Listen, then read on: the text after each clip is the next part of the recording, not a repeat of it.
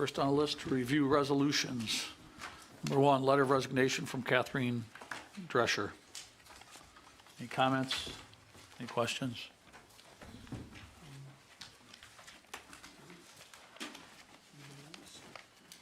Is there any comments or questions?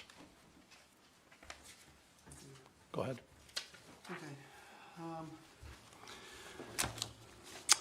I'm asking a resignation for, she's requesting a resignation from a position so then she could then take another position, which has been either, I don't know if we're creating the new position or if it's been a vacant position that's being reclassified or what, but essentially it's going to, she's leaving a position to take what is now either a vacant position or something new, but then when the one she's leaving is going to leave a vacancy. So I'm wondering whether that's going to have an effect on us. I do have concerns on how this all came about.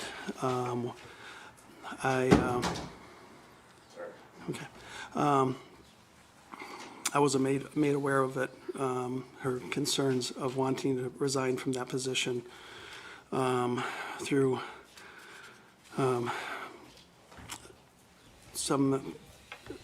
I was made aware of some chaos and actually bullying in the village after we had made some changes to another position that was for a deputy clerk that we rescinded. And then all of a sudden, this all became an issue here.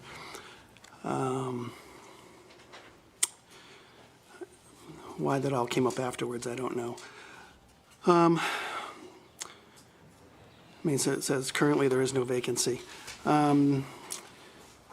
She's going to be leaving a position that currently holds up to 30 hours of work per week. It's 1,560 hours per year. To go to a part-time, this was currently a part-time position at 30 hours. It is exempt with the civil service. She's going to be then, if she was appointed to the new position, it would be a part-time clerk 2, which is classified in civil service, and it is only allowed up to 17 and a half hours per week, with a maximum of 910 hours per year. And currently, she works on average only about 22 of that 30 available hours. So currently, there really isn't any need for someone else because they're not asking her to use her total availability. So I don't know why we're necessarily creating another position or the possibility of.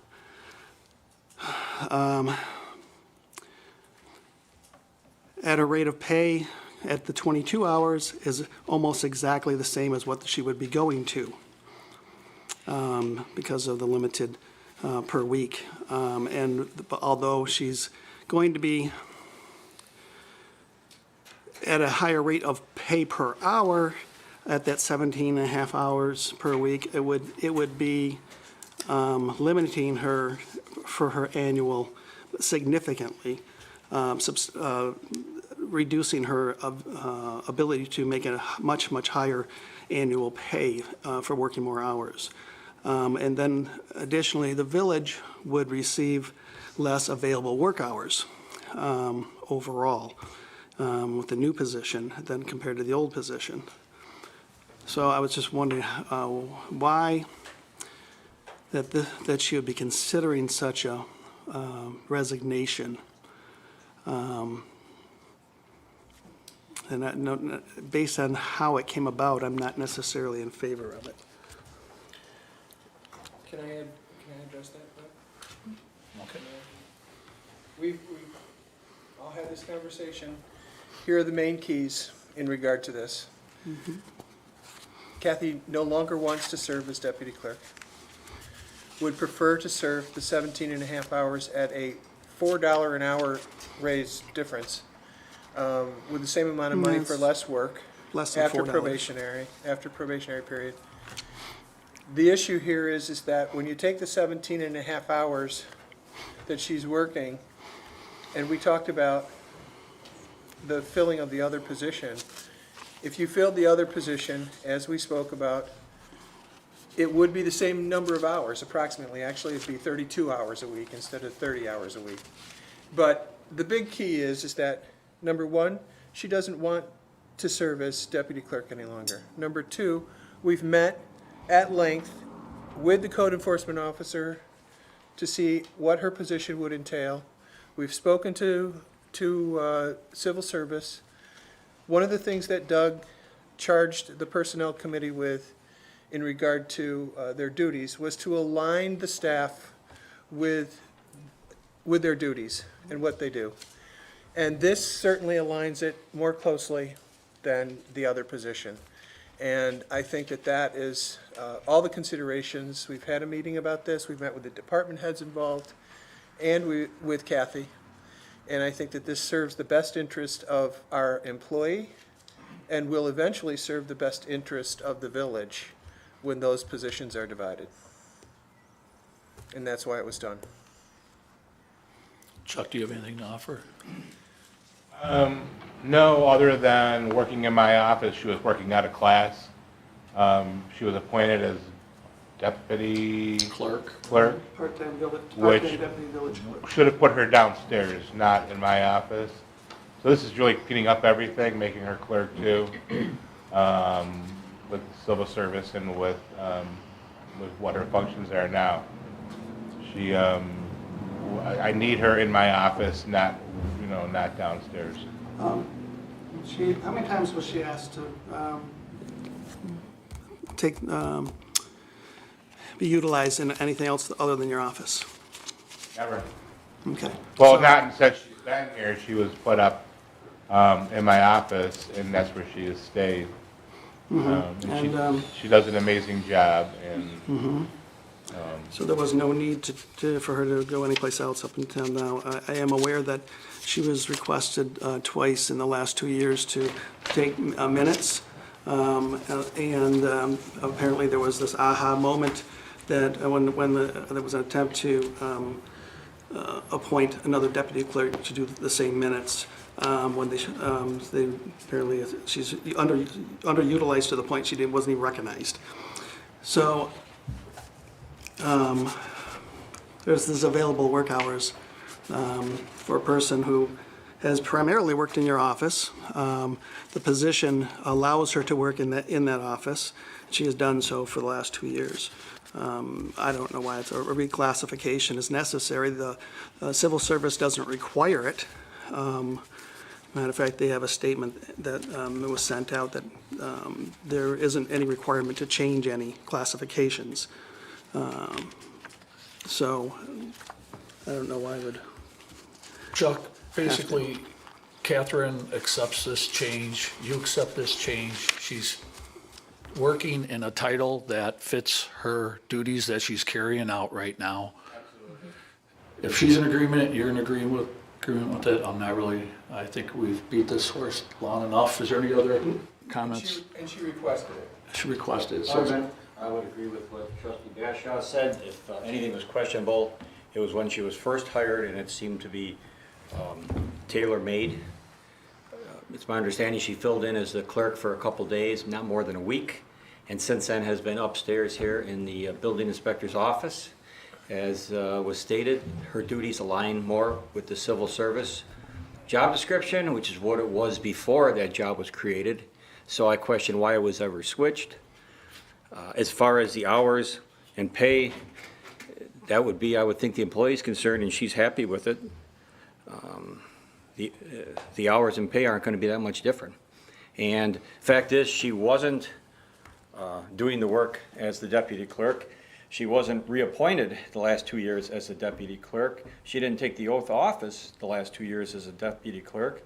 So even as per our charter, there's question as to whether she still even holds that job. She's doing an account clerk's title, and that's what it should be. I totally agree with Trustee Bashaw on that. Any other comments or questions? let's move on. Community cleanup, community event. That's an event that's carried out every year, or has been for the past couple of years by the police department. They go throughout the town, and public helps clean things up. Is there any questions or concerns on that? Number 3, liquor license waiver. Something we have done for other businesses. Is there any questions or concerns on this one? Number 4, approval of the Fredonia Italian Heritage Festival. There's some discussion. Go ahead, I'm sorry. So I attended the pre-bid meeting for contractors for the Barker Commons project on March 3rd. Trustee Britz and I did. And just so you're aware, bids are due March 13th. There's going to be a little bit of lead time getting some of the materials in, but basically they told us to expect a completion date of August 7th, somewhere around there. The majority of the work is going to be done around the gazebo, which means it's not going to be available for, most likely, I should say, will not be available for any of our normal activities until probably the second week of August. As far as the request, in there it states that if it's, I believe if it's not available, they want to use Lambert Playground. The only concern I have there is there's limited electric. You've got a few outlets inside the building. Parking. And, you know, if it's dry, it's great, but that playground is lower than the road, the grade, and that can get pretty wet in there too. So I would just caution on that, but I'm not sure how much electric they need for this festival, but you've basically got a couple circuits at best. Might there be a different park that would fit the needs more? I mean, Rush Joy Park would give you more room, but even there's only a few circuits in each pavilion. And that has been discussed with that committee as an alternative site, Russell Joy Something Park like that too, would yeah. work. So they're still hashing around. We have a committee meeting coming up next week and I'll have more detail. Okay, thank you. Any other discussion on the Italian Heritage Festival? This isn't about the festival, but could I, while we're talking about doing work in the park, that's gonna affect concerts in the park? Yeah. So- I've already told Tom Battaglia to not schedule anything through July. Not change the venue? Well, I told him we wouldn't have him probably in the gazebo anyways. I don't know, I guess that's something we'll have to discuss. Do you want to change the venue? I'm not sure, again, where we would do it. Can move it over to this park. Yeah, I'd like to have a conversation, I mean, yeah, Yeah. but let's have a conversation about that. Well, I don't think we can use either. I mean, they used to have them over here, but that was a long, many decades ago.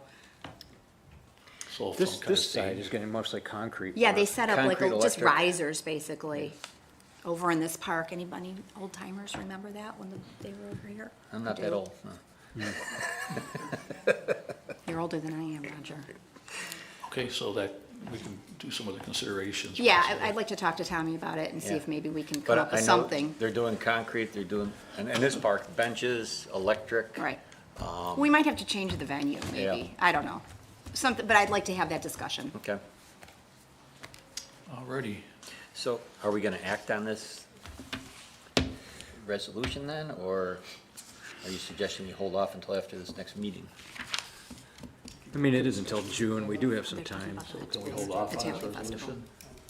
Table it? No. What do you think? Go ahead, Melissa. I'm asking you a question. What do you think? You're part of the committee. I was at the Festival's Fredonia meeting this week, and they were looking at the commercial building in the fairgrounds for possibly having the Italian festival. So that was another, the Lambert Street was talked about and stuff, but people liked the idea of the commercial building. So it wasn't a done deal, but there is discussion of other places. So I just wanted you to know that. So we can hold off on this resolution. I think we do have some time, and I think that most of the, Or if we pass it and they decide to go use the electrical building, it's not a problem either. Chow used to have their Italian festival there. They did, yeah, Yeah. at the fairgrounds. Yeah. mhm. The only part about passing this resolution is that we close streets and we close off areas and we, again, I don't know if that's such a great idea. I think we should wait. It's fine. Yeah. I think we should table this one.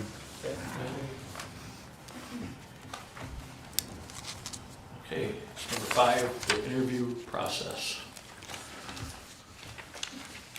Questions, comments? I think it makes sense to have the trustees who are involved with that committee, involved with the hiring. Any other comments? Number 6, appointment of Catherine Drescher to clerk 2. I think we kind of pretty much discussed that already, unless there's anything more. Yes. The 8 weeks probationary period needs to be the minimum 6 months for that position, for a non-competitive position. Okay. It's not waivable by us. That's not it's a part-time, It's not- it's a non-competitive. Civil service told us 8 weeks. You know, everything I've read says it's a non-waivable 6 months for a non-competitive position. Did you speak to Francine over there? She told us 8 weeks. You know, I emailed her and she didn't get back to me about this issue or the other one I emailed her about. And she told it was a minimum of 8 weeks. And a Right. maximum of 6 months. My- let's see here. And see, what I've read is for the non-competitive position like this is a non-waivable 6 months. But it's only non-competitive because it's part-time. And you know what, we might want to get some clarification on that, but I believe it's 6 months for the non-competitive. So if we put in for the 6 months tonight to cover ourselves. We can always amend it, absolutely. Okay, that's fine. So we can't really trust what civil service tells us from the county? That's what I'm hearing you say. Out here. What's that? Sometimes, we definitely can trust civil service. Sometimes they don't understand the question word they're being asked. And they do give very specific information, and sometimes that's the case. They approved the position. I understand So- that. And Okay. Yeah. that's why sometimes I find that in government, when you're looking for an answer, sometimes, the answer that you get that you receive is based on the questions that you ask and how it's asked. So you may not be asking specifically the right thing and getting a different answer that you're expecting. So, Well, and the I mean, rules so- slice it very thin. I mean, they really do. This position, is non-competitive, but then this position has a test, and you took this other position, so we're switching, so it's different. But my understanding with this position would be 6 months. Okay, worst case scenario, Yeah. We passed this with the 6 months tonight, can and then we amend it. can always reduce it. We won't even need another resolution. just reduce it. We can always reduce it, yes. Any other, The other thing is, as you mentioned, the civil service, I mean, she is going to be, in my understanding, is going to be held to the 17 and a half hour work week because it is monitored.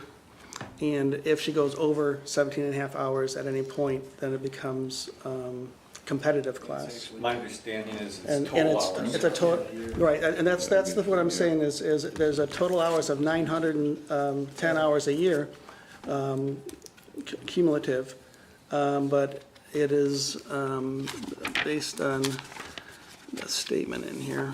Chuck, just make the sure you don't go part-time. over 910 hours, please. Well, no, it's not 910 hours, it's total, you can't go over 9 or 10 hours, but it's 50% or less of the prescribed standard work week.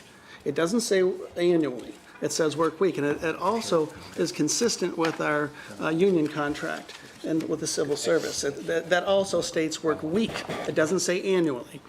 And so 50% of the work week is 17 and a half hours. Chuck, Now, can I ask and Joe- now, civil service also says that then it has to go to that competitive, so, and it is required that you monitor this.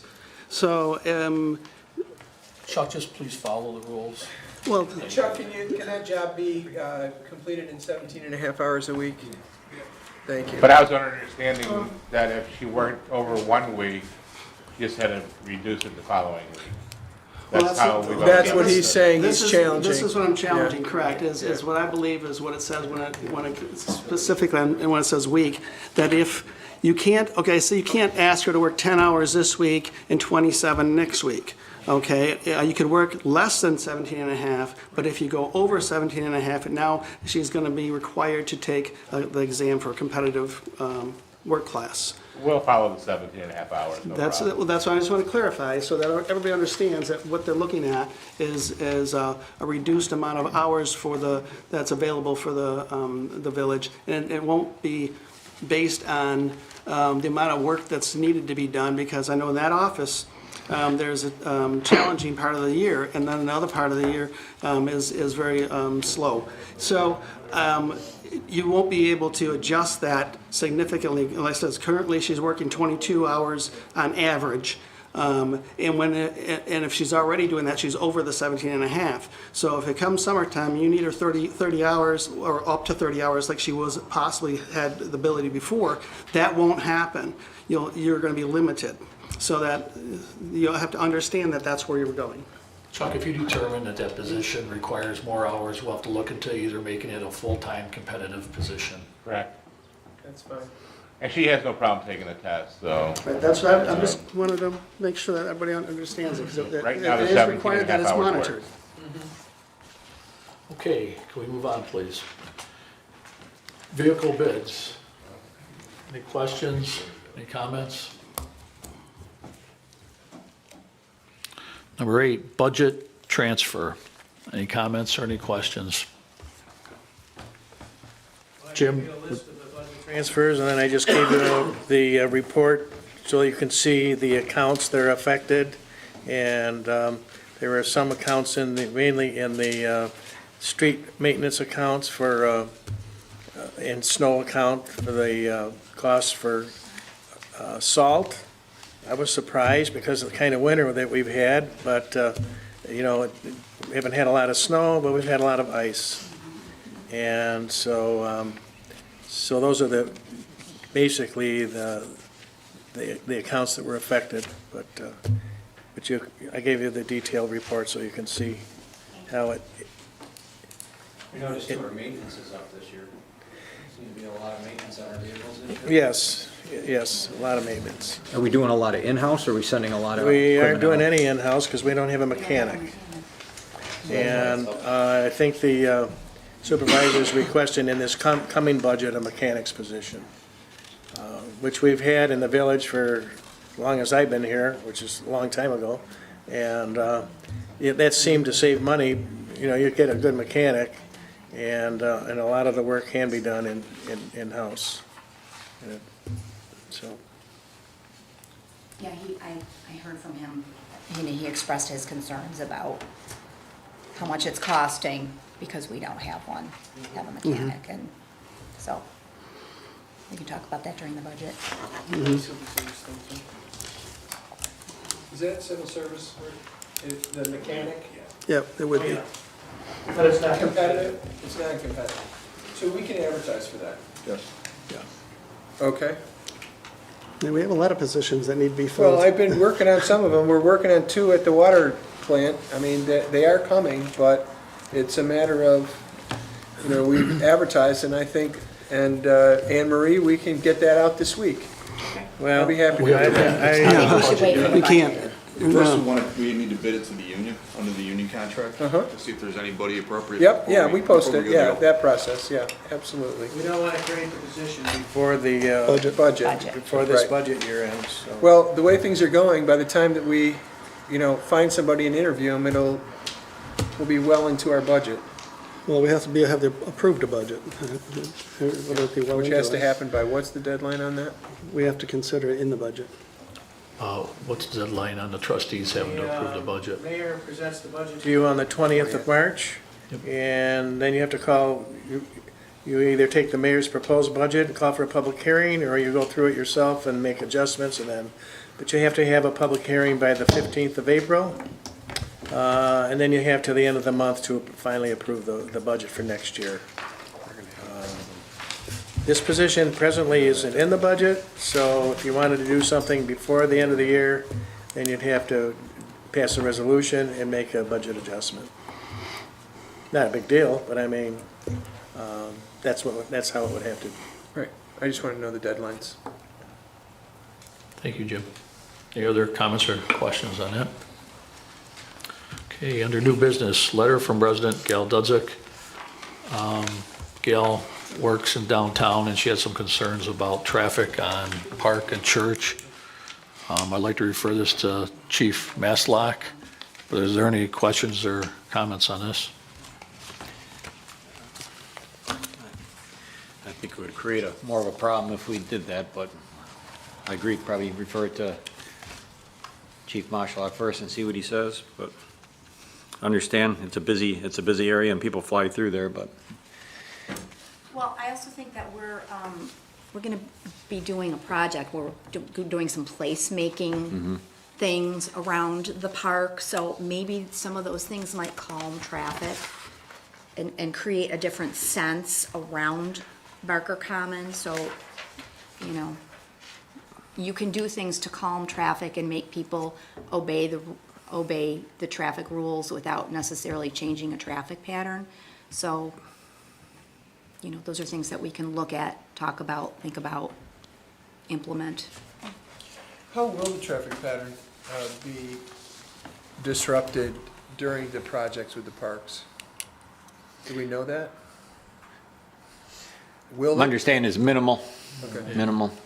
I mean, if they're gonna do quite a bit of the east side sidewalk here, because it's of this park, because it's in bad shape, so they may have to close that lane for the day or something, but Gotcha. as they're tearing it out, but for the most part, most of it's interior, so it sounded like it was gonna be minimal disruption. Thanks. Any other questions or comments on that? Number 2, Fredonia Opera House lease. When is that, when do you have a deadline, Rick, that needs to be adhered to for a grant?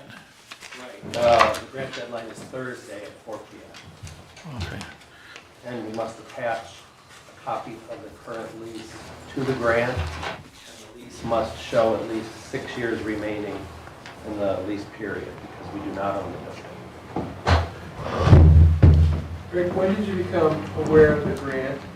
Yeah, so 2 weeks ago, this is something that we weren't actually planning to pursue until it was brought to our attention 3 weeks ago that the Smart Growth Grant, the Village's Smart Growth Grant that's benefiting the Opera House through various projects, SHPO had issued a ruling on replacement of the windows, essentially saying they need to be restored rather than replaced, and what this did was almost double the cost of the windows, which meant that various projects that had also been planned as part of that grant were removed.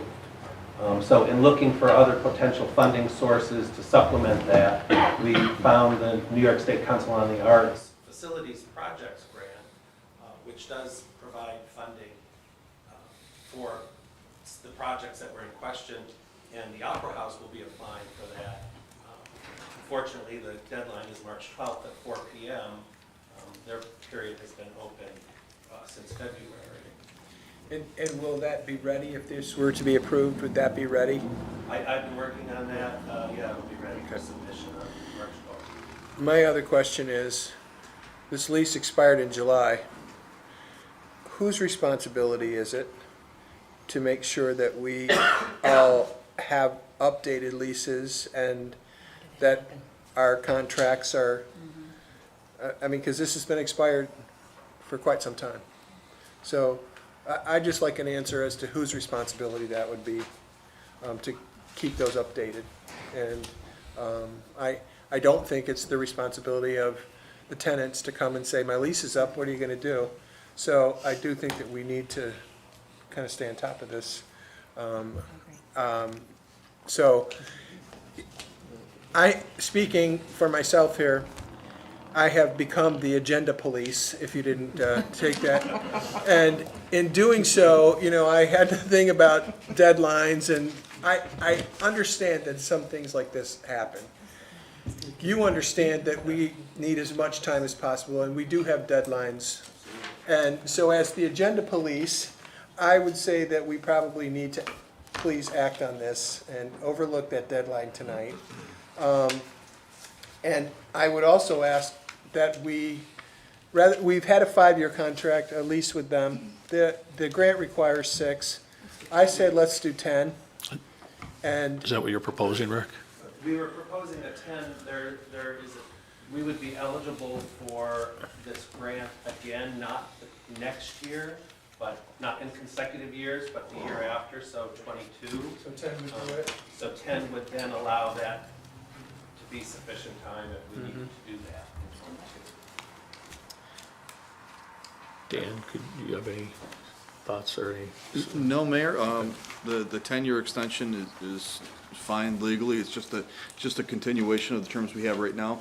And it's the same thing we've done with the library in the past when they were seeking grant money. Any other comments or concerns, board? We do not have a resolution. We don't.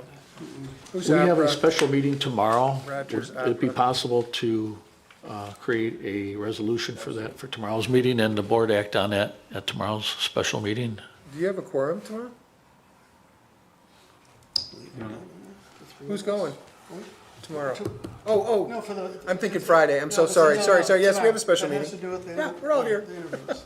We'll all be there, yeah. So if that could be added to the, Because it's a regular meeting. yeah. Yes, yeah. So before we go into executive session, we'll take that action. Okay. Great, Thank you very much. thank you. Where is your special meeting tomorrow? Is it here? Downstairs, I think. Okay. I have a zoning board meeting up here tomorrow. It will be That's in it. downstairs. Yeah, we'll be done before you start, I would imagine. Oh, Okay. it's 3:45. I just don't have a conflict. Right, Okay. we'll probably be downstairs. Doug, Rick, did I understand you correctly? SHPO changed its mind and we can't replace windows now, we have to refurbish them? Correct. The contractor for the grant, for the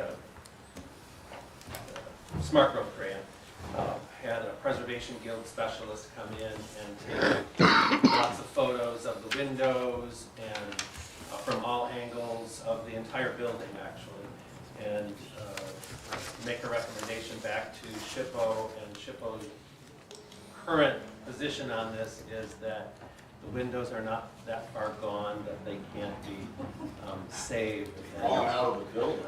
That we would be allowed to replace glass with a double pane glass that's an insulated glass to allow for cost savings on energy and for sound insulation, but we must restore and utilize the existing casements and sashes. We can replace the wood where it's rotted and masonry work where it's needed to be replaced, but we can't simply put in new replacement windows. And what about seating, Rick? Seating, well, that's that's what this grant that we're looking to apply for, that we need the lease for, is to replace theater seating. That was one of the projects that came off. There was not funding going to exist for it. There were other higher priority projects. To replace all seating. Yeah, to replace Opera House seating. Kind of sad, but thank God, my butt thanks you very much. It's the most often mentioned complaint is the seating. Yeah. Thank you, Rick. Auction them off, like Chautauqua did. There you go. Yep, Have a piece of the raise some Opera House money. in your house. That's right. Hey, number 3, letter from Larry Fiorella, President of Festivals Fredonia. Any comments or any questions? Or is anybody from Festivals Fredonia would like to speak? That's just what we're waiting the resolution though, right? Yep. This, That has- what? Say it. What was your question? Sorry.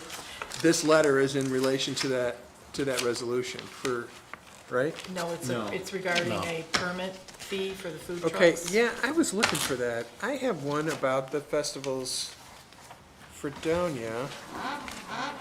But where's the one with the fee? I can make a copy of mine if you like. Who has it? I can just read it real quick. Because the only one I have from Festivals Fredonia is the one about, I might have to make some copies. That's it. You want to? this is the only one we have too. Could you go pass it down, please? Sorry, I thought everybody had a copy. That's all right, sorry. No, we don't have this one. Okay.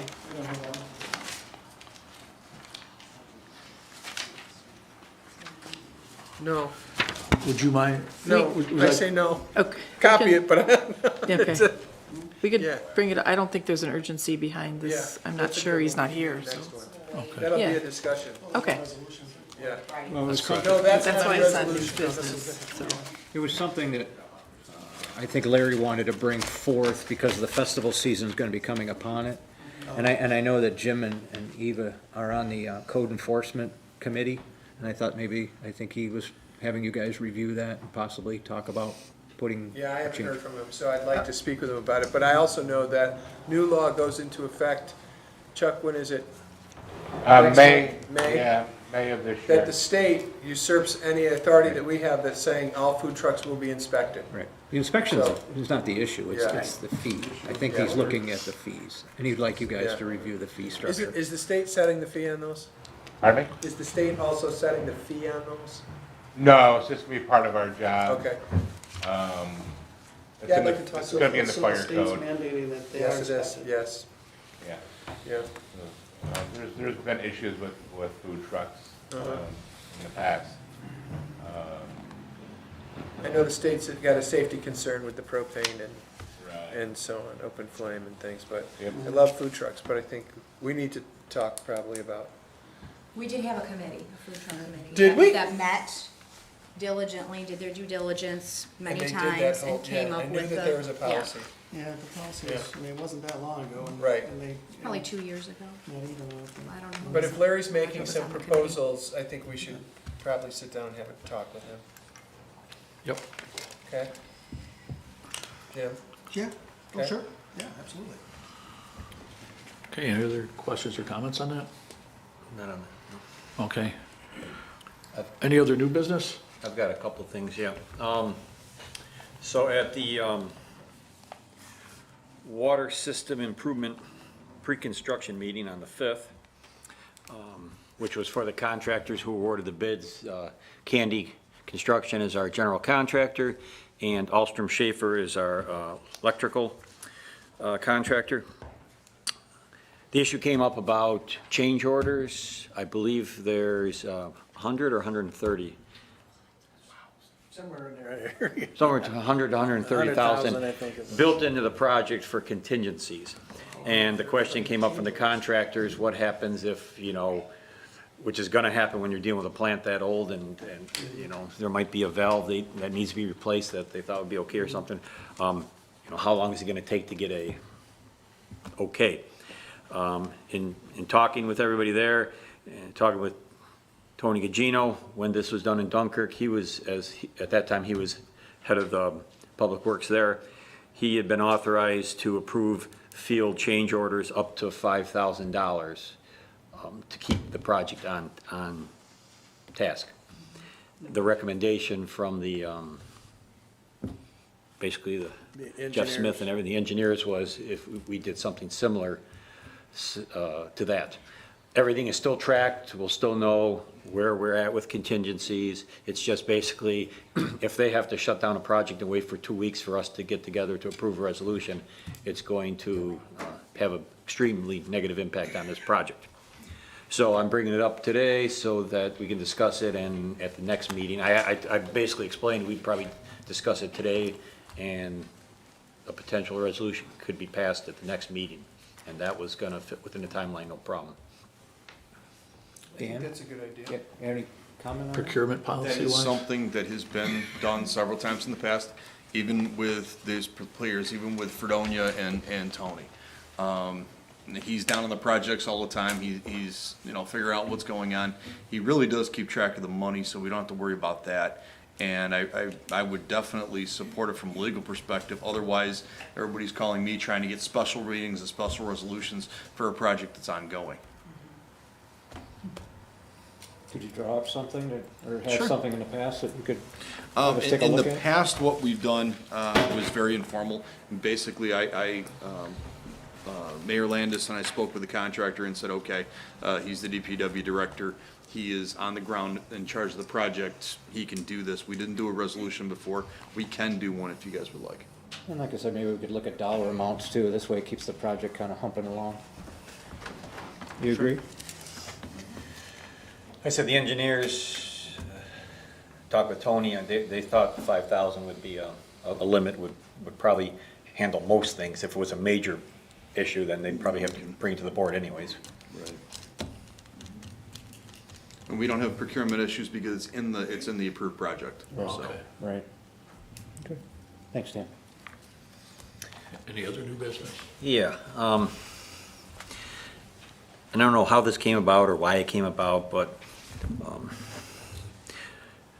so Rush Joy Park is officially closed until May 1st, but you can go there, the ball field's used, the playground's used, I guess you can use the pavilions, but they're not, you know, nothing's cleaned for them. Water and is not on, bathrooms are not open, but for some reason, even though all the other,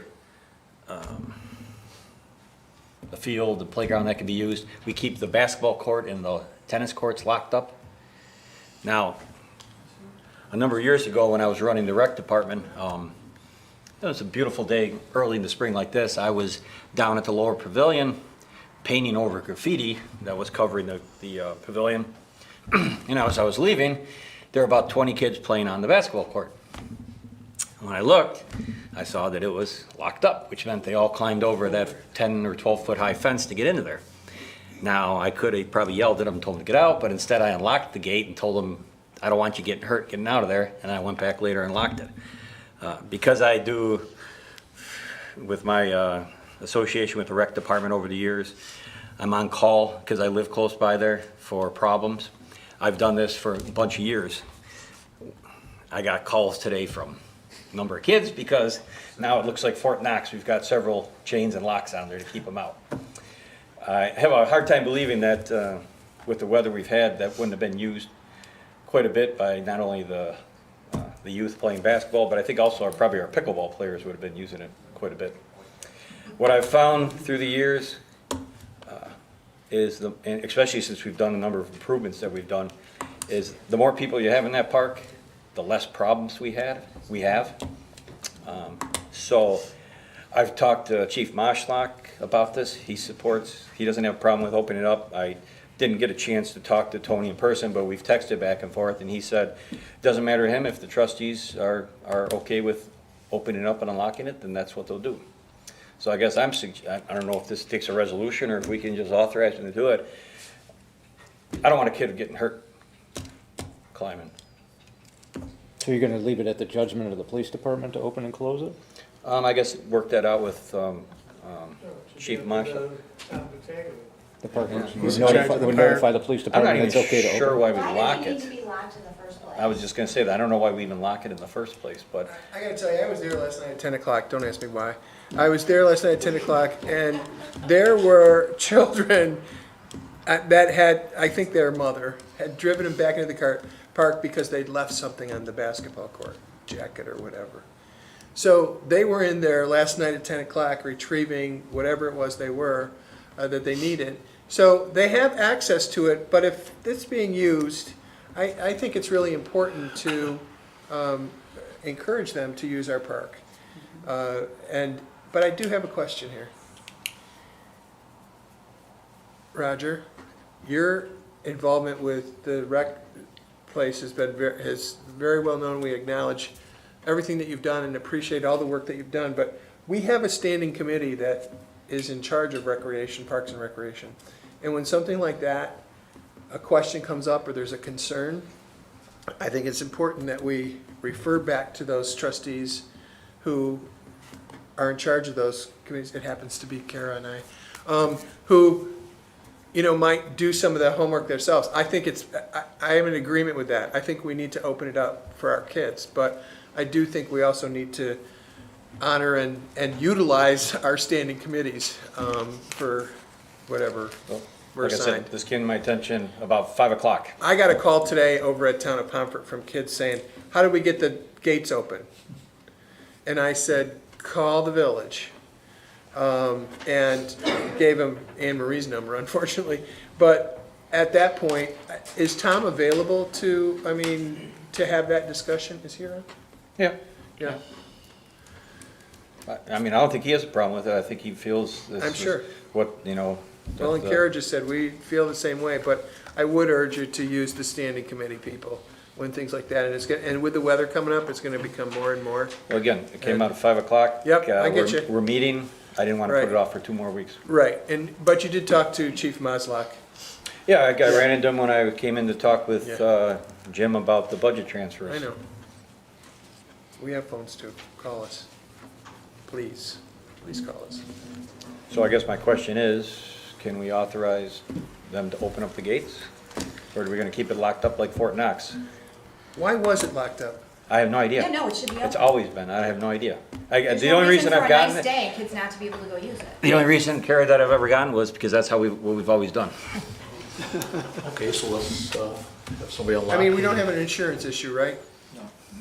Unlock it. I would think it'd be more of a insurance problem being an attractive nuisance that they're climbing over a Yeah. 10-foot, Right, climbing over the 12-foot fence, fence. And we breaking have, shoulder or- we have regular park hours. like, Right. So if the police, kind Right. of monitor those hours, obviously, there shouldn't be an issue with locks. Right, and if we unlock them, then you don't have to worry about locking and unlocking or, And Roger's right, though, and more people in that park, the better. yeah, It does absolutely. keep things out. Agreed, yeah. So, yeah. All right. Take the locks off. Do the lights have to be adjusted? I believe they're on timers, so, Yeah. yeah. But this time of year, I don't think they're even on I don't think because, they're on either. no. Usually we don't turn those on until the park opens. So it's dusk to dawn on our off-season. Sounds like my driving range, huh, Jim? Sounds like my driving range, right? Dusk to dawn. Is there any other new business? Yeah, when we get lights. The only thing, just, at the end of the meeting, I'm going to ask to go to executive session, and I'll explain why at that point. I thought I'd leave it to the end of the meeting. For the audiences. Is there any other new business? I have one thing. Okay. I've been tasked to take a looking into the new website, and I've contacted quite a few people, and I've received a few emails back. I'm waiting for a few more so I can present all the information to the trustees. Talked to a Nicholas Gunner the other night. He's the webmaster for Westfield, and he's also doing some other projects for Chautauqua County government.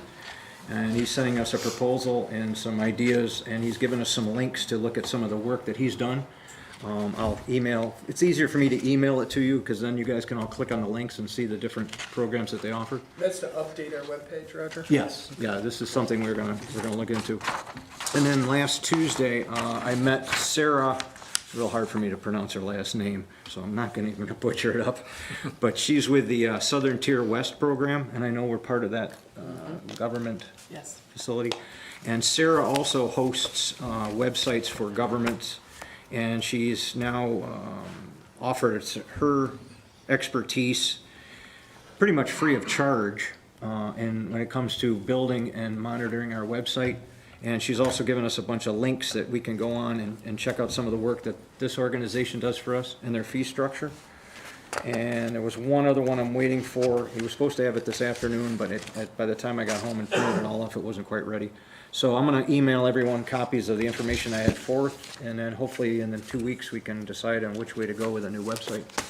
And, That'd be great. And Yeah. I'd like to piggyback on that a little bit because with schools and work and everything else, once the website is up and running, I'd like to propose that our village clerk become the webmaster for that site. She currently is the one, she and Doug are the ones who access our web. Yeah, and I think that we need to look very closely, and I know that confidentiality and Southern Tier West will recommend that you have one correct. point person. Yeah, point of. And that she's currently doing it, so I'd like to recommend, once that's up and running, and that she be involved with the creation and be CC'd with those Yeah. things that And you you'll, did. and you'll see with some of the examples of the other municipalities that are used. Yeah.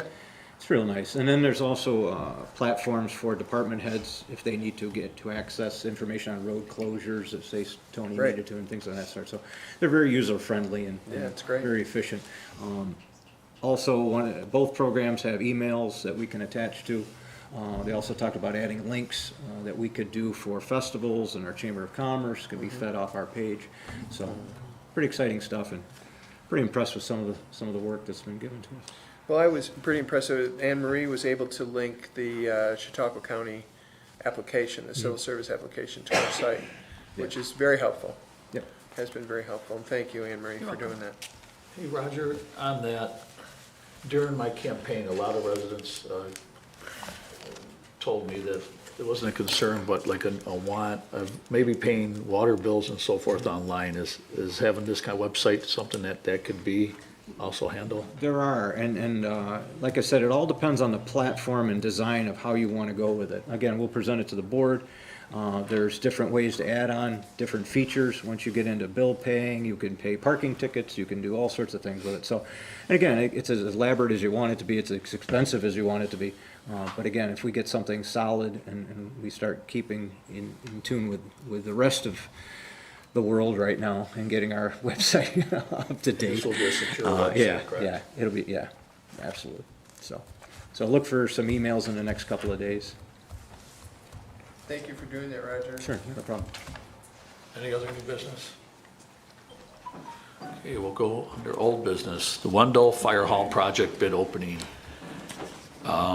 It came in quite a bit over our budget, roughly $156,800 over. Is there any comments or questions or concerns? Well, we're waiting for a proposal from Wendell to do the administration. We don't know how much more that's going to be. But we're probably looking at close to 200,000 overall that we're gonna be over. That we financed 400,000 of it, but there's still 200,000 that we have to decide how we're gonna pay for. Now, I've been doing some digging in our capital fund reserve, capital fund balance, and I have found some money, but, you know, I don't know if that, so far I haven't found all of that. Close to it, but I'm wondering if you want to approach maybe the volunteers and see if they want to make a contribution, seeing as how a good part of that building houses their offices. And they have made contributions in the past. In fact, I think they made a contribution when we first built the fire hall. This is just me talking, but I think it doesn't hurt to ask. We certainly could use the money for that, towards that project. But we can't approve the contract until we have our financing in place. So we'll have to have some kind of an answer by the next board meeting. So, but in the meantime, we're still waiting for their proposal on what they would charge to administer the So you got a little project. firmer number then, right? Yeah.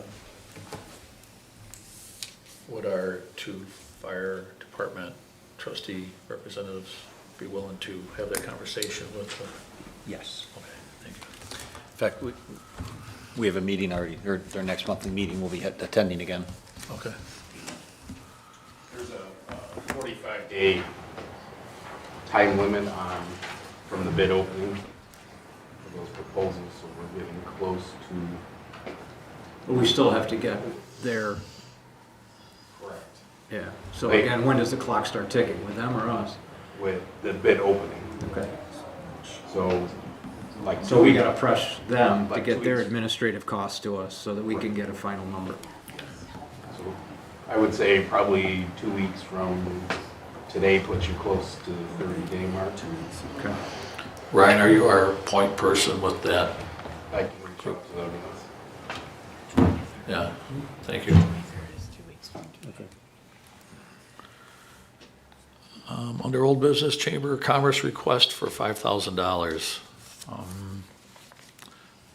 Jim or Dan, I actually, somebody made a suggestion to me to give Steve Abdella a call to see how they were doing it there. But obviously, county and towns are under different laws, and we are governed under village law and general municipal and laws. So that's basically where we're Yeah, real briefly, I did look at this, I like the program, Small Business Revolution, those folks came in and did a great job. The chamber really helped out with that, and I didn't want to be the one to say we can't do this, but everything that I've looked at indicates that it's very sticky, okay? I looked at the charter, I looked at the village law, I pulled some opinions from the comptroller and the Attorney General's office. Basically, no matter what we call this $5,000, whether it's a donation, a contribution, a reimbursement, whatever, it's the same thing. What we could have done maybe before the fact was to have them, contract with the village to provide these services. Now that it's after the fact, we could do an ex post facto contract, but then you're getting into what services did they provide the village specifically, not the people or the program, but the village, meaning the building, the employees, the village property. Additionally, our procurement policy would have any services over $3,000 need to be bid out with prior verbal quotes at least. So looking at this, I mean, there is a couple of ways we could try to explore to do it. We talked about maybe funneling money through the town or something like that, but it just really seemed very sticky. And I think by the time we do all the legal wrangling to get it there, it doesn't pass the smell test for an audit.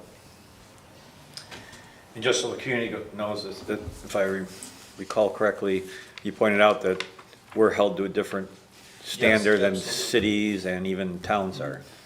The city of Dunkirk, they can use their local development corporation to give money where they wouldn't be allowed to. Even then, their city budget, what they can do under their charter and what their laws are, the city budget even has some line items where you could kind of set some money that way. The village doesn't have that opportunity. The town of Pomfret, they're doing, I want to say it was $500. Even they have different rules. They have an extra exception that we don't have. Okay, thank you. Any other old business? One other thing, last meeting we talked about the parking lots, and doing some work back there. Has anyone on that committee done any work on that, or looked into any of that stuff? Changing parking spaces or hours or clocks or meters or?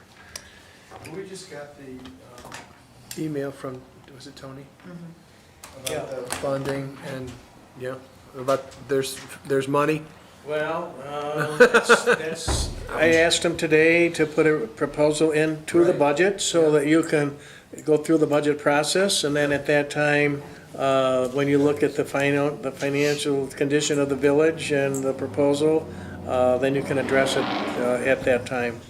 I have been digging, as I indicated before, I have been digging through the capital fund balance, and the thing that I've discovered that's created a fund balance in the capital, because normally you don't really accumulate fund balance in the capital fund, but what's been happening in the past is that you pass a budget and you indicate in the general water and sewer so much money to be transferred to the capital funds to cover those capital costs. Well, what happens is that many times all of the money that was transferred isn't spent. So then it's been accumulating, and this has been going on over the years. So I've been going back through and digging through, and we're gonna put up. You'll see the number. I haven't finalized it yet, but it can be applied to. I have to identify whether it's general water or sewer fund money, and then we can make a transfer into our general water and sewer fund for the budget that's coming up. And then you can, when you review the whole process, and there are separate lines for capital projects, then you can address it at that time. Those capital fund balance, you said that for projects, have that all been put back into the general fund at the time? It just wasn't, is what you're saying, or you're not sure? Transferred back to the General fund, no. And that's something that this year, Wasn't, that's what happened. we There have was a money 1.2. allocated. I haven't transferred any of it into the capital fund so far. And, because I'm waiting to see what Fortunately, we have some money in the capital fund, so I can temporarily use that. But once we get to the end of the year, then we'll settle out and we'll only transfer that amount that's actually spent for the general water sewer fund projects. So we won't be increasing the capital fund balance for this year. Those numbers weren't identified in the two audits we had, because we had, Pardon? under the audits we had, those weren't identified, those.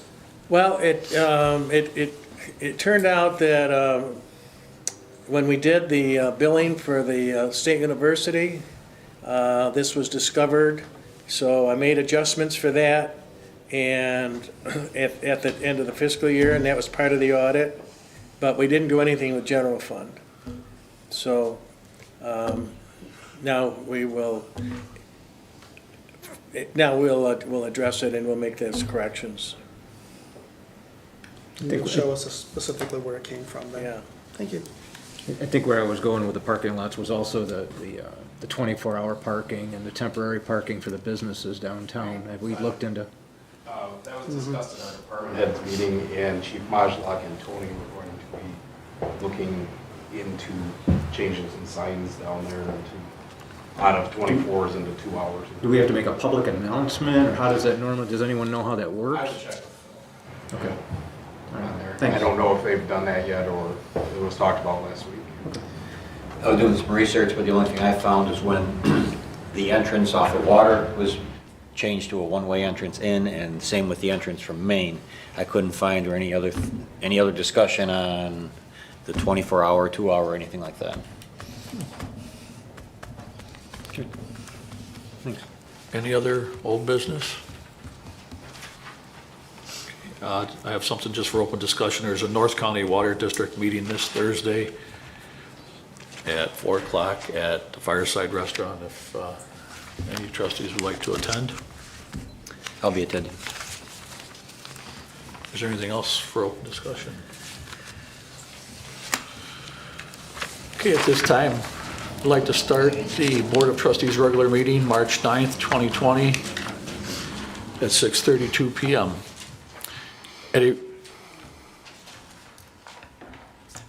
I'm sorry, 7:32 PM. Sorry. I'm an hour behind, apologize, 7:32.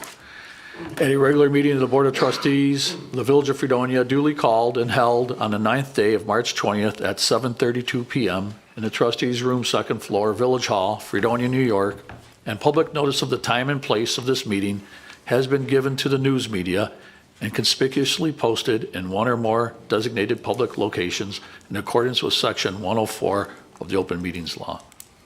Whereas members of this board present at this meeting have read the official minutes of the Board of Trustees regular meeting of January 27th, 2020, and the official minutes of the Board of Trustees regular meeting of February 10th, 2020. Now therefore be it resolved, this board approves the minutes as entered into the official minutes, and be it further resolved that the reading of the minutes be dispensed with. Did we get minutes from the 27th? We did, but we asked, no, were those the 27th ones? I don't remember. No, so I don't know if we got the 27th There ones. were some corrections. The corrections. Okay. That was the 27th one we asked Okay. for. It was the Okay. 27th. And you made those corrections. Okay, thank you. Okay. So motion, can we have a second? I will second that.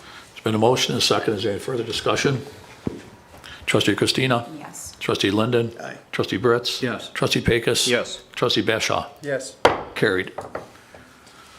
This portion of the meeting is for public comment. Any member of the public wishing to speak once recognized shall stand and state their name and address. Speakers will be allowed 3 minutes if speaking for themselves, or 5 minutes if speaking on behalf of a group. I will ask the speakers to refrain from remarks that are in poor taste, slanderous, or not germane to any action taken or contemplated by the board. Floor is open to the public. Hi, I'm Dave.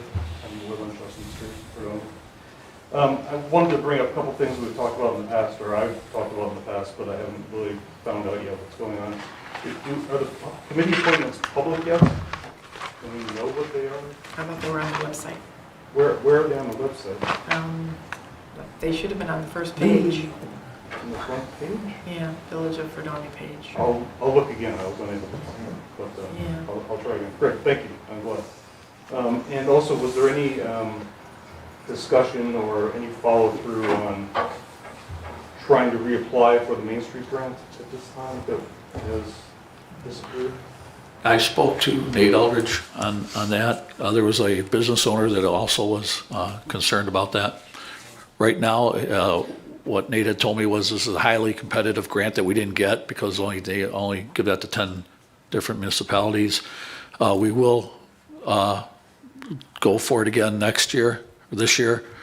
One of the main things was to get some of our projects completed. That agency that gives that grant is also we got the Ted Sharon's grant from that, so that needs to be kind of completed first, but moving forward, we will apply for that again. That's a different, Ted Sharon's a different grant, that was, It's, this was I the- understand what he's saying, but it was administered by the same government agency. So we have to finish that before. That's correct. It's a different grant, you are correct. Apparently, it's the same agency that's administering the two grants. Has there been any further discussion about the reservoir project, the cleanup and everything that has to happen up there? We talked about it, you guys have talked about it in the past, about the phase one portion of that. Are we still on target to make that happen? It's probably Forcon that we're speaking of, and I think they're going to be making us a presentation here Right. shortly. Has there been a deputy mayor appointment? I've got a couple questions about coronavirus issues here, and that's one of them, since in case of emergency. Under our charter, we don't have a provision for deputy mayor. In my absence for meetings, the trustees can choose one of their own. New York State has a deputy mayor, though, right? Under our charter, the provisions don't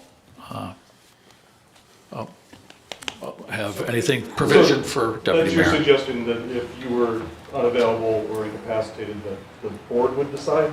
No, and per our charter for meetings where I am not able to preside, the board may choose one of their own.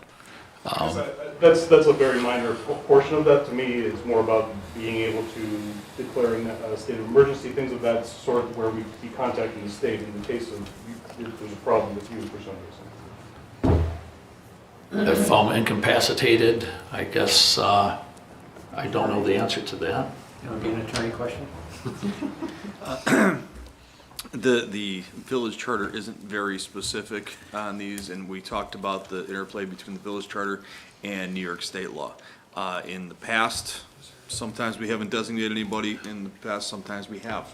But I would leave that up to the board. There's no requirement that we do. It's a good idea. The state recommends that we have a hierarchy, just in case things, but that would be up to the board to decide.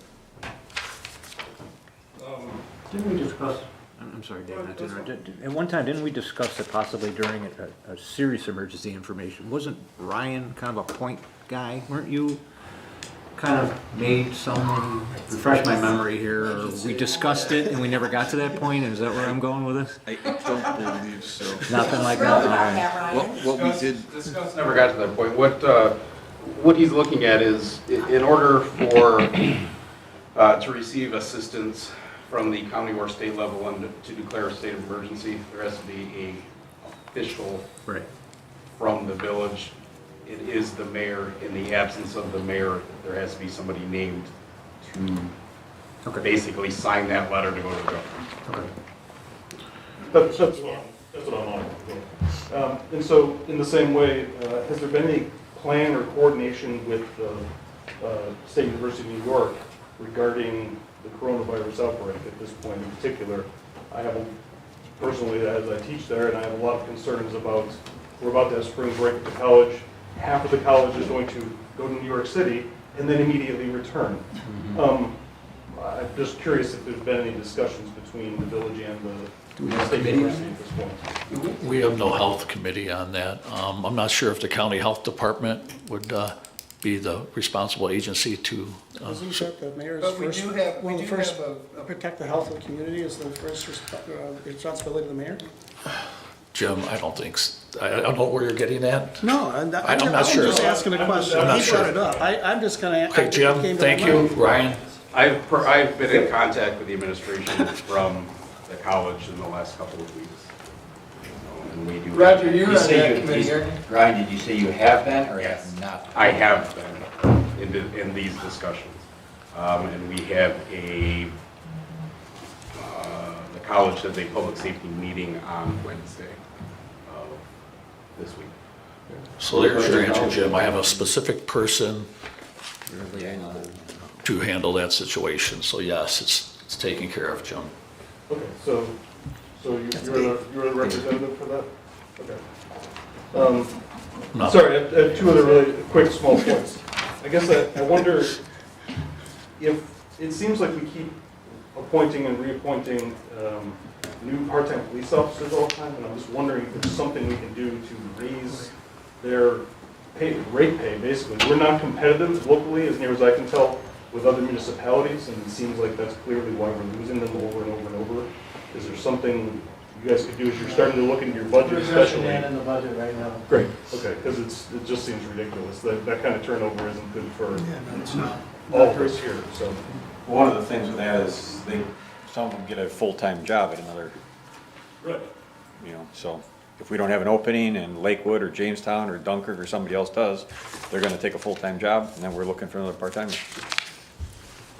Well, yeah, I just think there's some budgetary things hopefully that we could do to address that. And then I was very pleased about the turnout and everybody's participation with the Small Town Revolution meeting, rally that we had the other day. But I wonder, you guys had addressed last meeting the idea of we need a show of public support for the hospital.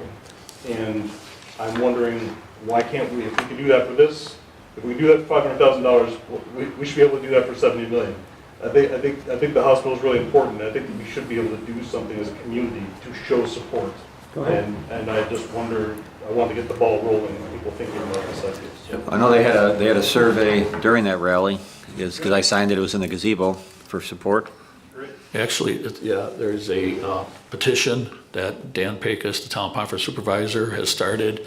We have that in Village Hall here. If he dropped it off today, we will start that. We will have that provided here, Let's and really advertise that. Anybody can come in and sign it. anybody can come in and sign that. I believe there's one at Village Hall, and I'm not sure if he's taking one other places. I will be offering a letter of support to Brooks Memorial Hospital and Mary LaRoe in support of the hospital coming to the Village of Fredonia. Yeah, I'm hoping we can get, obviously Dan Pecos is involved, but I'm hoping we can get some of the other local municipalities involved as well. I believe he will probably also, I can't speak for him, so I Is there any don't. sort of online version of that we can create or utilize? Of a petition, something simple that we can put together? Who started this petition, Dan? Dan started, Maybe you could talk to Dan and see if you can get it online. Great. Thanks, I'll shut up now. Thank you. Is there anybody else from the public who would like to speak?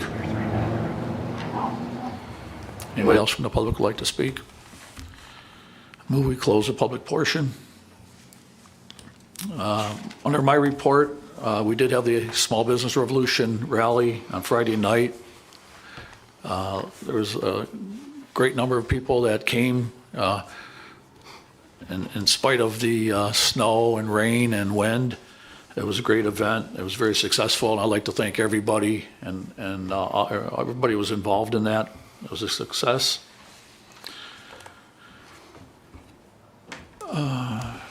That's all I have. Trustee Christina. Nothing at this point. Trustee Linden. Yeah, I just want to say that I attended the opening of the, what's it called, Art Market, I believe it's called, at Ted Sharon's building on West Main Street. I believe that Kara and her husband were there also. I was there too. And you attended.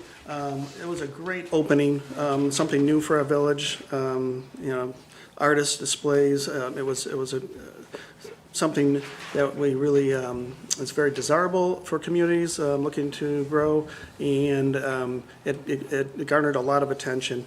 It was a wonderful event, and I wish Ted Sharon all the best with into the future with this venture of his. Like I said, but I was glad to attend it. Thank you. Trustee Britz. Yeah, on that with Jim, I also attended with my family, and I know Eva was there. We enjoyed a quick conversation with Ted. We were really excited about the project. Ted's super excited about the project. He couldn't stop bouncing off the walls and telling everybody what he plans on doing in the future. A couple other things, as part of the Finance Committee, I just want to say that I met with Jim 6 times to review transfers and sign checks. Part of the Fire and Water Committee, I don't have anything to report on that one. Interview Committee, we are having a special meeting tomorrow to do some interviewing. Part of the Claims Audit Committee, I did review some information with Jim past couple of days regarding that. Chamber of Commerce Committee, I'm also going to be attending their meetings. Some of their concerns, again, had to do with the park project. And I think we're putting some of those at ease right now and trying to find different locations for some of the festivals. Also, Festivals Fredonia, I did speak with Larry regarding the food truck law. He does want to meet with the committee that handles the code enforcement, which would be Eva, Dawn, and Jim. So possibly in the next couple of days, he would like to meet with you guys. As for the IT and web subcommittee that I'm on, I did give a small presentation tonight that some web information will be handed out to all the trustees by the end of the week. That's all I have to report. Thank you. Trustee Pecos. I'd also like to extend congratulations to everybody involved with the rally Friday for the Small Business Revolution. In spite of the weather, I thought we had a really nice turnout. I heard a lot of positive comments. I was surprised how many people from outside of Fredonia, excuse me, we had a lot of friends from Dunkirk and other communities that were in attendance too. I'm not sure if they're here to see you, Doug, or if they're here to see Amanda Brinkman and Ty Pennington, but, you know, I'm going to go. I think we know that I think they're here for you. Yeah. We had a small chlorine issue up at the water plant, and Chris Serma, our chief operator, Chief Walker, Tony Gugino, just appreciate all your efforts, and also Chris for keeping us in the loop and about everything that happened. I did attend the bid opening for the fire hall project on February 25th. Trustee Britz and I met with the volunteers last month at their meeting to hear some of their concerns, and we'll be doing that regularly. I attended the March 3rd pre-bid meeting for Barker Commons. So hopefully that will be, hopefully the bids will come in within budget so we can get moving on that. It's going to be an inconvenience, but when it's all said and done, it's going to be a nice improvement. I also attended the water system improvement pre-construction project on March 5th. I'm looking forward to getting that project started. I am meeting with the 12th grade government classes tomorrow at Fredonia High School to talk about all the fun we have here. Thursday I will, as Doug mentioned, I will be attending the North County Water District with you. Friday we have a meeting with Jeff Smith in the town to talk about possible phase 2 of our water distribution project and see what we can do working together and hopefully get additional grant money if we work together with the town. So I'm excited about that. And I think that's it. Thank you. Trustee Bashaw. Under personnel, met with Chris in regard to positions that are available and needed at the water plant. And we have canvassed the list again and also canvassed the list for upcoming tests in April. So we're underway and hope to have those positions at least being scheduled for interview in the near future. Met with Ryan, both Trustee Pecos and I met with Chief Walker in regard to personnel needs in the fire department, and also a couple of proposals in regard to some emergency, what's the title, Ryan? What were we look at? Emergency management. management? Thank you. What we're talking about. Yes, okay. And I had a question in regard to, were we going to address at this meeting the resolution for Ted Sharon's building that we needed to have? Wasn't it this meeting that he needed to have that? Did we do it? We didn't have to do any follow-up with the footage or anything? Oh, you mean the easement? Yes, the easement. I thought I know that that was there's a- something that had to be done. We didn't take an action. We were We asked following up Dan with to these, look into it. because Right. Dan Ted wasn't here Ted last Ted meeting. was bringing the information to Dan. I don't know if he provided all of it at this point yet. No, I did speak to Ted today about several things. We're still waiting for the legal description for the easement for the back of that building. I know he's going in front of the planning board tomorrow night Right. for the additional No, setback zoning zoning board. variance that he needs. And so everything's in motion. It's just gonna depend on when his surveyor gets us the legal description. So and the then we can move surveyor forward. provides the legal description of what The has to survey- happen from us? Right, it's a, what they call a meets and bounds description, Mm-hmm. it's basically that end of the table to that chair to that microphone, that kind of thing, that describes specifically the piece of property that he needs an easement from us for. Got it. And then subsequent to that, like I said, tomorrow night, he's going in front of the planning board for Zoning a board. variance, because that setback off the road is Right. going to be less once he gets the easement. So it's all in the works. Did he have a deadline? I thought there was He some does. urgency to that. Was there? There is, the timelines are tight, but we're still within them. Okay, thank you. That's all I have, thank you. Thank you. Thanks for- Treasurer's report. Thank you. I received a annual report from Moody's Investor Service. They're the bond rating company that rates our bonds when we go to a bond issue. And we have a 1A rating. And just briefly, they said the village's financial position is healthy and is favorable relative to the assigned rating of A1. I'm not sure, I know I made copies of this, I don't know if you got it or not. We got it. Okay. And the second page is kind of a summary. I found the one interesting part had to do with the amount of our fund balance compared to what they recommend that we have about a 35% fund balance, which is very contrary to what the state would recommend. However, because we had passed a resolution, 25%. 25% is the maximum that we can have. Anything over and above that should go into reserve fund. So, but there's about a 10% difference, but it's not material. It didn't impact our rating in any way. So it's an interesting report. I made copies for all of you to read. Do we pay for I'm this, working, Jimmy? pardon? Do we pay for this? No. This is something that they just do for everybody, for every municipality? Well, we got it because we had 2 bond sales in the fall, and they were the rating agency, Yeah. which we pay for at that point. But the report is just this kind of a follow-up of our financial condition. So I'm working on the budget with the mayor, and we should be submitting it to you in a timely manner. It's very challenging, to say the least. And, but as a result, I've been reviewing, in analyzing our costs. For example, I have found some variances in terms of how some of the department heads are distributing their costs. For example, in the highway fund, Tony has spent about $10,000 for highway, for the streetlights, or not the streetlights, but the signs and posts, and he's updated them. That really belongs in the capital fund. He charged it to his operating budget, and these are just things that I'm just letting you know, some of the little things that I have to deal with, but, so I'm in the process of making those adjustments, and you'll see that reflected in the next monthly report that you get, which should be later this month.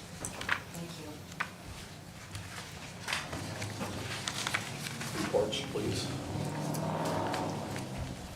The Fredonia Police Department monthly report for February 2020. Incidents reported 626. Fredonia Central School calls for service 0. Accidents 23. Arrests reported 48. Vehicle and traffic 39. Parking tickets 140. The Fredonia Fire Department report for the month of February 2020. Total fire 1. Rescue and EMS 88. Hazardous conditions, no fire 2. Service call 6. Good intent calls 10. False alarm and false calls 19.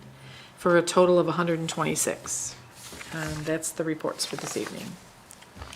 Thank you. Correspondence. Correspondence? A resignation letter was received from Catherine R. DeRusher, 233 East Main Street, Fredonia, resigning her position as part-time village deputy clerk effective Monday, March 9th, 2020. Be it resolved that the resignation of Kathleen R. DeRusha, 233 East Main Street, as part-time village deputy clerk is hereby accepted effective Monday, March 9th, 2020. I'll second that. Been a motion and a second. Is there any further discussion? I just want to say that, I hope everyone understands that. I fear that, that the initially there was an underlying,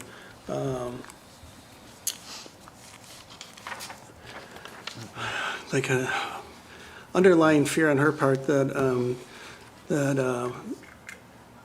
she's resigning as a way to protect herself from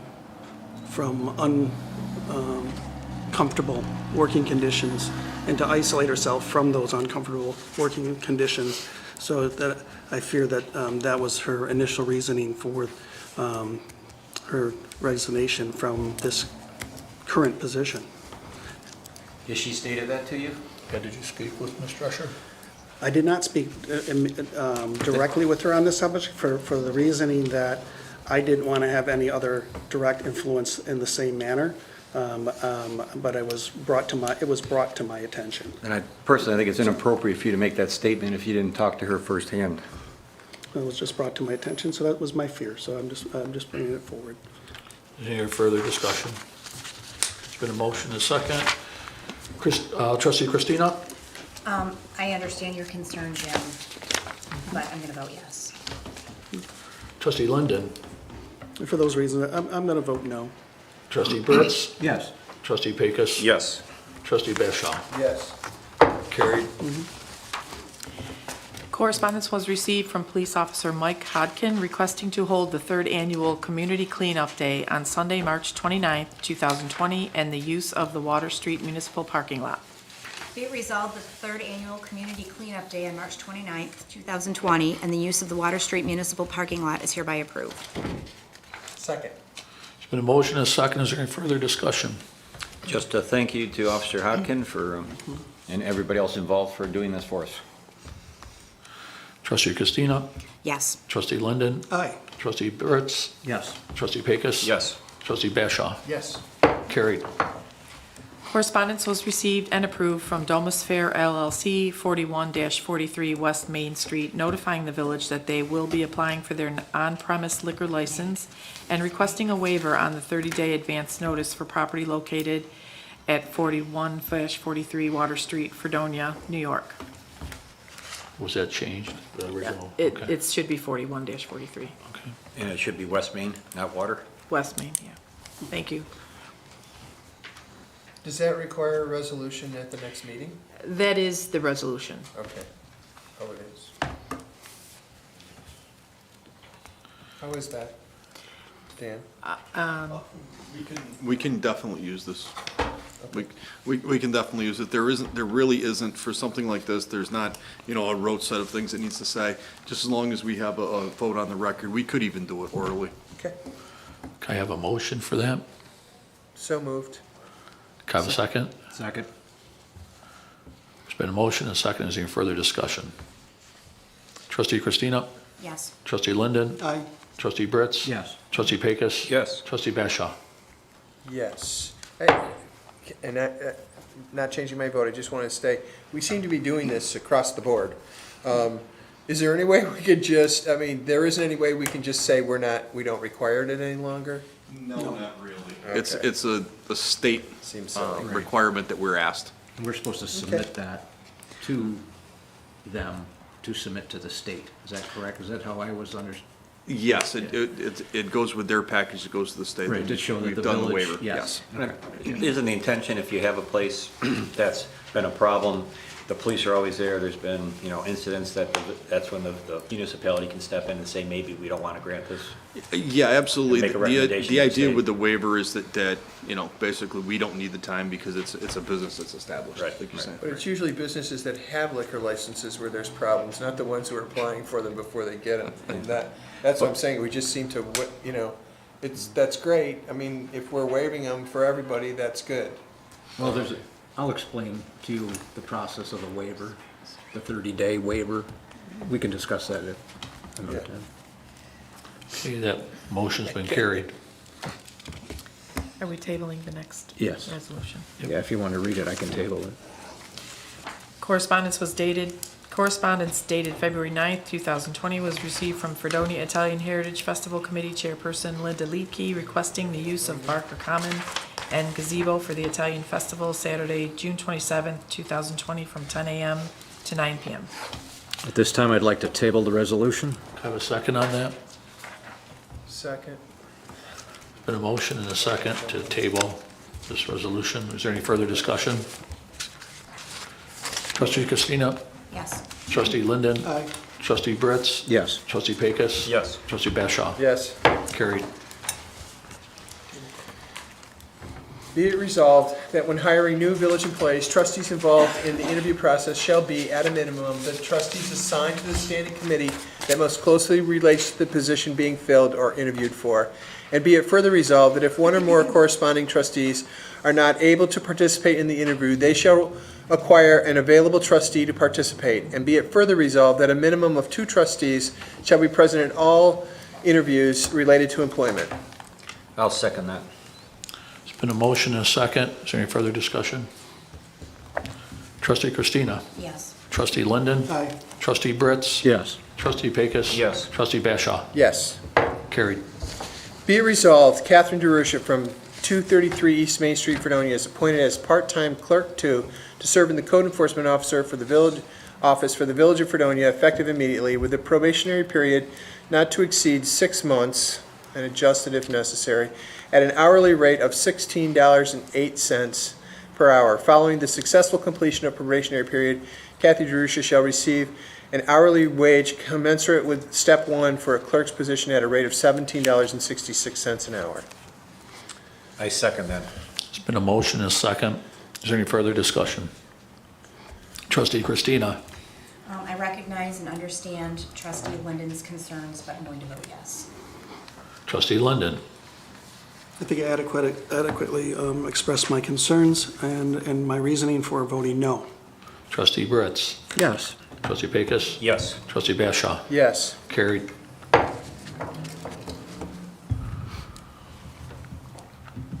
Be it resolved that the sale of the 2008 Chevy Colorado to John Carpenter, 7320 North Hill, Sinclairville, New York, for the sum of $685 is hereby approved. Said vehicle is sold in as-is condition, and be it further resolved that the sale of the 1999 Ford Windstar van to John Carpenter, 7320 Sinclairville, New York, for the sum of $401 is hereby approved. Said vehicle is sold in as-in condition. And be it further resolved that the sale of the 1997 Sterling salt truck to Scott Marsh, 3434 East Main Street, Dunkirk, New York, for the sum of $840 is hereby approved. Said vehicle sold in as-is condition. And be it further resolved that the sale of the 1990 Four Guys Tanker Pumper 2 red truck sales of 577 Brook Avenue, Deer Park, New York, for the sum of $11,100.99 is hereby approved. Said vehicle is sold in as-is condition. I'll second the motion. There's been a motion and a second. Is there any further discussion? Trustee Christina? Yes. Trustee Linden? Aye. Trustee Britz? Yes. Trustee Pecos? Yes. Trustee Bashaw? Yes. Carried. Be it resolved that pursuant to Section 5-520 of the village law, the following schedule of budget transfers is hereby approved. No. I'll second that motion. Been a motion and a second. Is there any further discussion? Trustee Christina? Yes. Trustee Linden? Aye. Trustee Britz? Yes. Trustee Pecos? Yes. Trustee Bashaw? Yes. If there is no further business, I hereby make a motion to enter into executive session to discuss matters related to the employment of particular persons. I'll second the motion. There's been a motion and a second. Is there any further discussion? Trustee Christina? No. Trustee Linden? No. Trustee Britz? Yes. Trustee Pecos? Yes. Trustee Bashaw? No. Motion's not carried. Sorry. I'd like to have a motion to adjourn. So moved. Have a second? A second? A motion and a second. Trustee Christina? Yes. Trustee Linden? Aye. Trustee Britz? No. Trustee Pecos? No. Trustee Bashaw? What happens if we don't adjourn? We stay all night. We're here for the Discuss series. further business. Yes. You wanna? Carried. We're adjourned.